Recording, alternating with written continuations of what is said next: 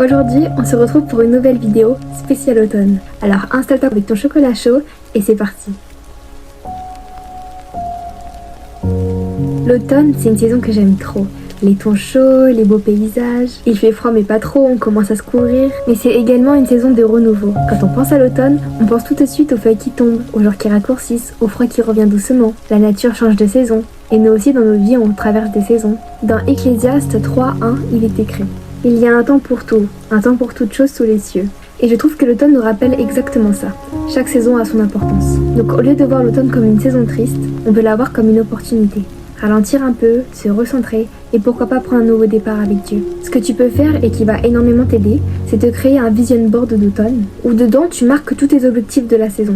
Par exemple, moi dans le mien, j'ai d'abord fait une petite case avec tous mes objectifs et ensuite j'ai fait 3 cases avec 3 clés importantes que je veux changer lors de cette saison.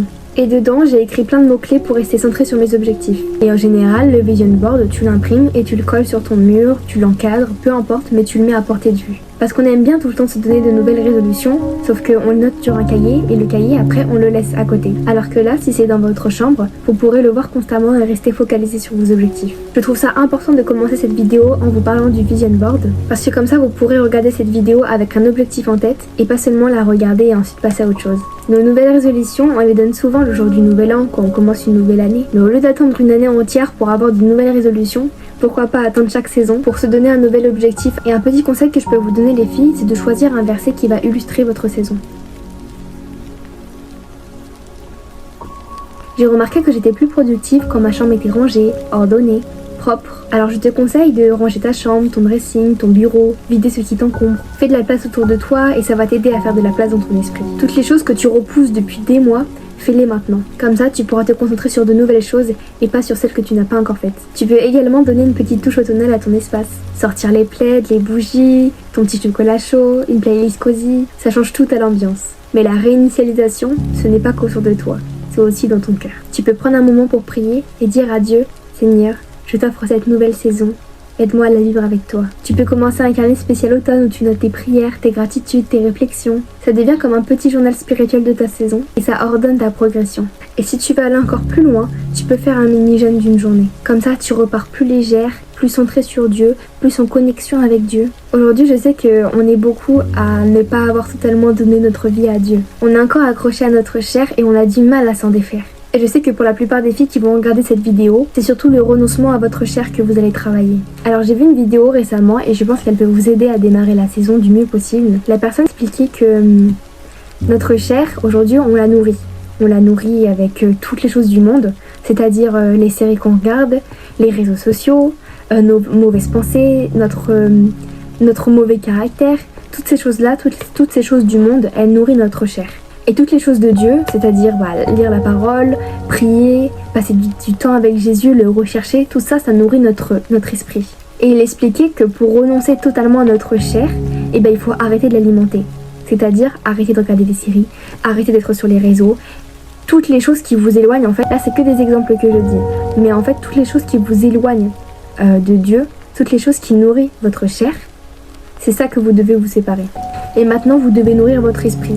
Donc en passant plus de temps avec Dieu, en méditant la parole, en priant, en essayant de faire plaisir à Dieu dans notre façon de vivre. Et il a donné un conseil dans sa vidéo pour nous aider justement.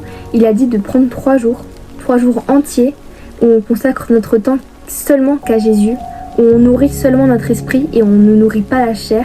Il a dit que bien sûr ça va être compliqué, qu'il y aura énormément de tentations, qu'on ne sera pas habitué à ça, mais qu'il faudra persévérer et se faire violence. Et qu'après avoir passé ces 3 jours extrêmes, on sera plus proche de Dieu et la suite nous paraîtra moins dure. Alors je le fais aussi et je vous conseille de le faire également. C'est pas facile, mais au moins ça va vraiment vous rapprocher de Dieu, ça va vraiment vous redonner la flamme que vous avez perdue et ça vous permettra de commencer au mieux cette saison avec lui. On va pas se mentir, mais les soirées d'automne, c'est le meilleur moment pour être dans un petit mood cosy. Le froid revient, alors on ressort les plaids, les pyjamas chauds, les petites tisanes ou alors les tasses de chocolat chaud. Et c'est aussi un moment parfait pour inclure Dieu. Si tu as déjà une routine chrétienne du soir qui fonctionne très bien, tu peux la garder comme telle. Mais pour toutes celles qui n'ont plus vraiment de routine ou qui n'arrivent pas à la suivre, écoutez bien et prenez note. Premièrement, quand vous arrivez dans votre moment intime avec Dieu, prenez un moment de gratitude.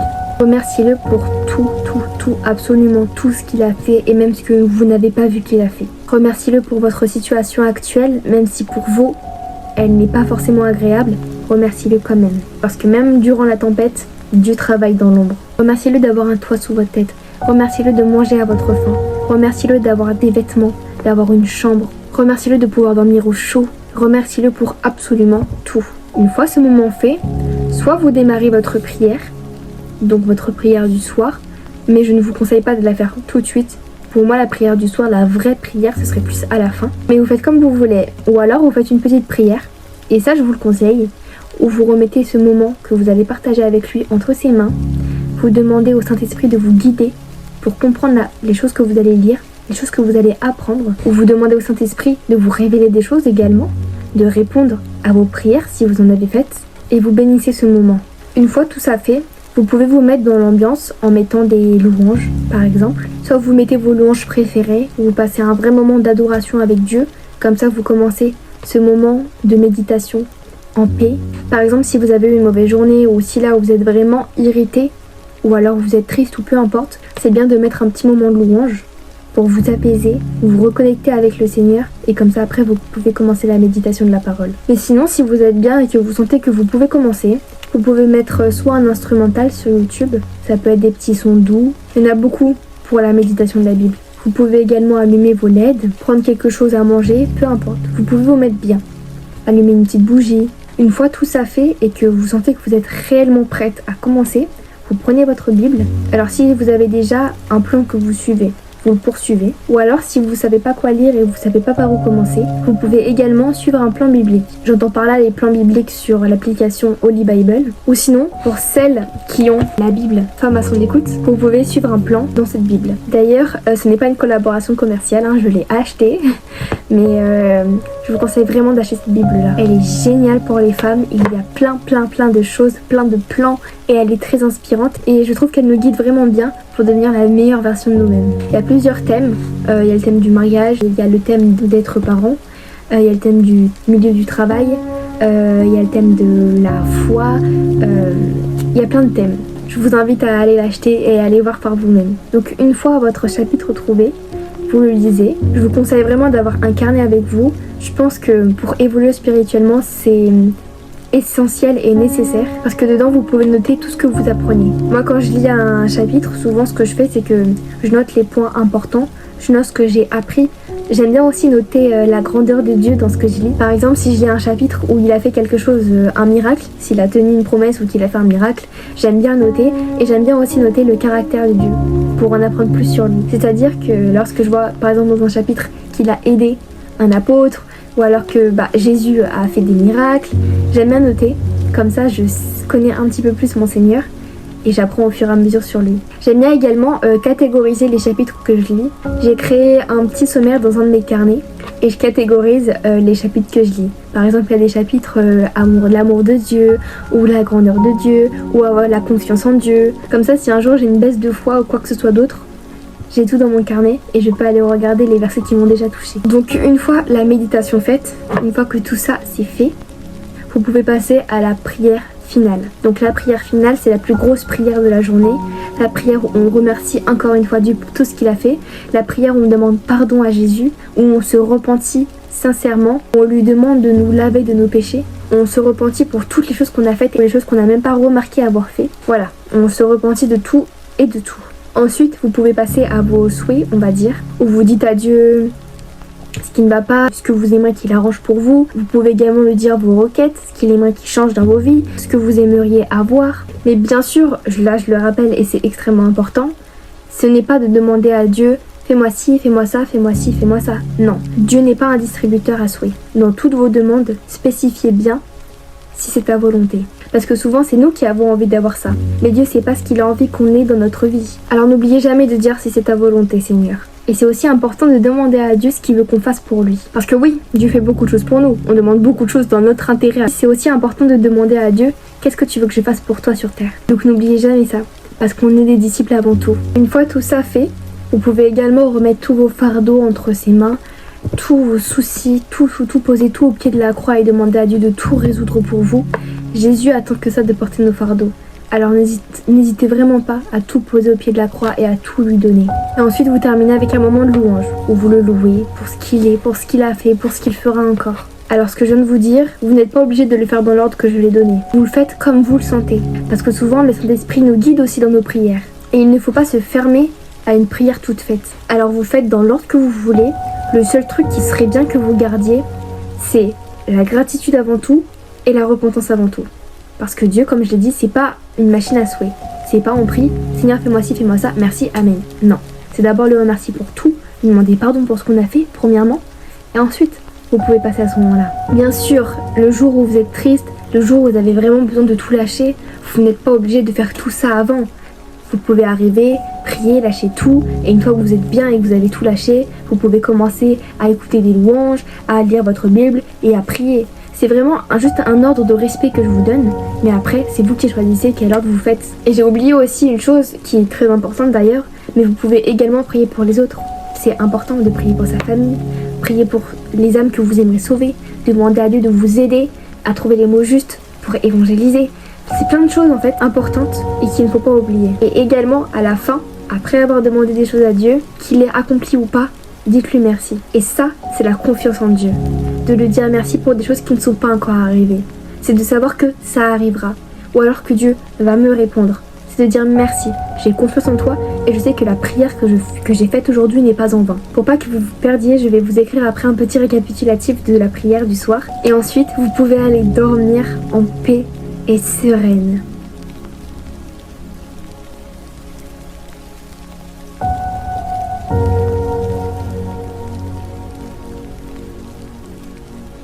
L'automne, c'est la période parfaite pour prendre soin de soi, et pas seulement physiquement, mais aussi intérieurement. Pour ton corps, cuisine des bons plats chauds. Tu peux également pâtisser, tout en écoutant des louanges. Tu peux te faire des masques, prendre soin de ta peau. Et c'est aussi également important de garder une activité physique même s'il fait froid. Je sais que ça donne pas envie, on préférait rester au chaud toute la journée sous nos couettes, mais ça peut être aller marcher une petite demi-heure.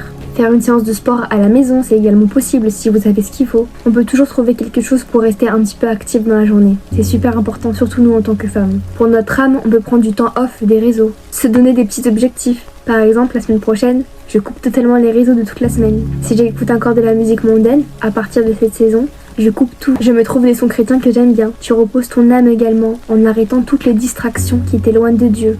Tu peux également prendre des petits moments de méditation où tu coupes court à tout. Tu te poses dans le silence total et tu écoutes seulement la voix de Dieu. Et pour ton esprit, nourris ta foi, comme on a dit précédemment, avec la louange, la prière, la méditation de la Bible. Dans 1 Corinthiens 6,19, il est dit « Votre corps est le temple du Saint-Esprit ». C'est-à-dire qu'en prenant soin de toi, tu honores aussi Dieu.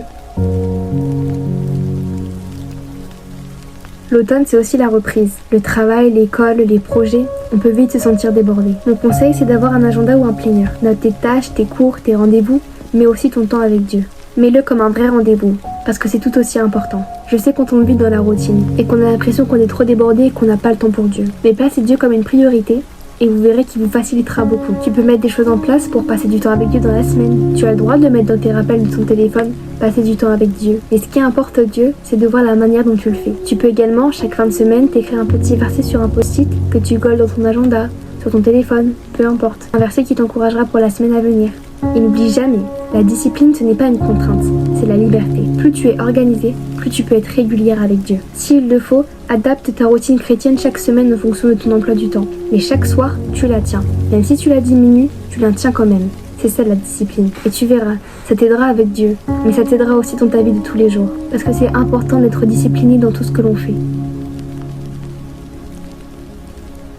Et on termine cette vidéo par quelque chose de plus fun, c'est créer une bucket list spéciale automne. Par exemple, te créer un poster chrétien et l'afficher dans ta chambre. Tu peux aussi créer un goûter cosy avec une amie pour parler de Dieu. Tu peux faire une balade automnale et prier en marchant. Tu peux écrire 10 raisons d'être reconnaissante cet automne. Tu peux te faire une liste de livres chrétiens, t'en acheter quelques-uns et les lire sous un plaid avec un thé. Il y a plein de choses que tu peux mettre en place, plein de choses que tu peux créer pour rendre ce moment avec Dieu plus agréable. Et tu as le droit. On pense souvent que les moments avec Dieu doivent être conventionnels, mais pas du tout. Dieu n'a jamais dit qu'il y avait une façon de passer un moment avec lui. Il nous a jamais interdit de rendre ce moment plus agréable pour nous aussi. Ce que Dieu veut, c'est qu'on ait une relation avec lui, peu importe la façon dont on le fait. Donc renseigne-toi, recherche des choses qui pourraient te plaire et mets-les en place. J'espère que cette vidéo vous a aidé et qu'elle va vous donner envie de vivre cette saison différemment. L'automne peut paraître un peu triste parce qu'il fait froid, que les journées sont moins longues, qu'il fait beaucoup nuit. Et si tu décides de la vivre avec Dieu, ça peut devenir une des plus belles saisons. Une saison de paix, de gratitude et de profondeur avec lui. Dites-moi en commentaire vos routines, vos conseils et même vos versets préférés pour cet automne. Toi aussi tu peux inspirer une fille qui regarde cette vidéo. Alors n'hésite pas. Et surtout prenez soin de vous, prenez soin de vos cœurs et restez proches de Dieu. Je vous fais plein de bisous et je vous dis à très vite pour une prochaine vidéo. Soyez bénis!